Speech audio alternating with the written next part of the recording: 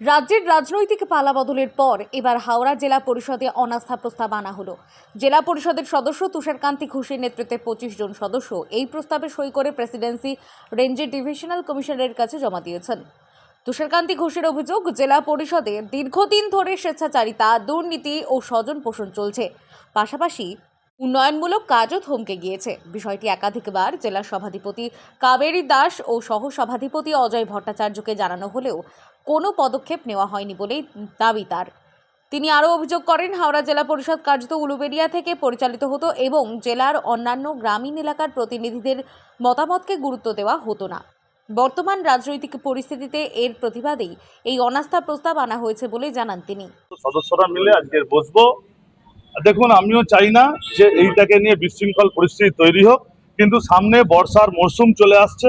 আমাদের নগর কেন্দ্রিক যে গ্রাম পঞ্চায়েতগুলো আছে, দুইলা, ঝোড়ার, থানামাকুয়া, পাঁচপাড়া, দুর্গাপুর, অভয়নগর 1, বালি, নিশ্চিন্দা, অভয়নগর, আমার জগৎবল্লভপুর, ওদিকে ডোমজুর থেকে শুরু করে ছাপুইপাড়া, বসুকাঠি, ওদিকে চকপাড়া জলে ভেসে যাবে তাদের ড্রেন পরিষ্কার না হওয়ার জন্য। আমরা চাই যে নতুনভাবে জেলা পরিষদ আমরা ফরমেশন করব। আমরা হাওড়া জেলার সমস্ত গ্রাম পঞ্চায়েতের প্রধানদেরকে আমরা ইনফর্ম করেছি। আমরা আমাদের সমস্ত নাগরিককে অনুরোধ বলেছি, আমরা কাল থেকে জেলা পরিষদের সামনে যে সম্মেলনী ভবন আছে আমরা সেখানে বসবো। আপনাদের এখন লোকাল স্ট্যান্ডার্ডটা কি, মানে ভালো তৃণমূল না, এর ভালো তৃণমূল খারাপ তৃণমূল বলে কোনো ব্যাপার নেই।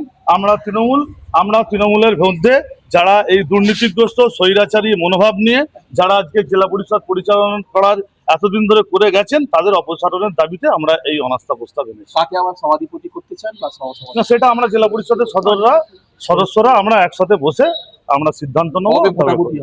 ভোটাভুটি এখন দেখি ডিভিশনাল কমিশনার কবে আমাদেরকে সময় দেয়। আমরা ভোটাভুটির তো হবেই, যা নিয়ম কানুন আছে পঞ্চায়েত রাজ ইনস্টিটিউশনে যা অ্যাক্টে আছে তাই তো হবে, কিন্তু আমরা আমাদের আন্দোলন এবার কাল থেকে শুরু হবে জেলা পরিষদের সামনে। 42 জন সদস্যের জেলা পরিষদে অনাস্থা প্রস্তাব আনতে 14 জন সদস্যের সমর্থন প্রয়োজন। সেখানে ইতিমধ্যেই 25 জন সদস্য সই করেছেন বলে দাবি তুষারকান্তি ঘোষের। আরও কয়েকজন সদস্য সমর্থন জানাতে পারেন বলেও তিনি জানান। ইতিমধ্যেই স্বাক্ষর সম্বলিত চিঠি সরকারের কাছে জমা পড়েছে। প্রশাসনিক প্রক্রিয়া শেষ হলে খুব শীঘ্রই অনাস্থা প্রস্তাব নিয়ে ভোটাভুটি হওয়ার সম্ভাবনা রয়েছে। এই ঘটনাকে কেন্দ্র করে হাওড়ার রাজনৈতিক মহলে জোর চর্চা শুরু হয়েছে। এখন নজর আসন্ন ভোটাভুটির দিকে।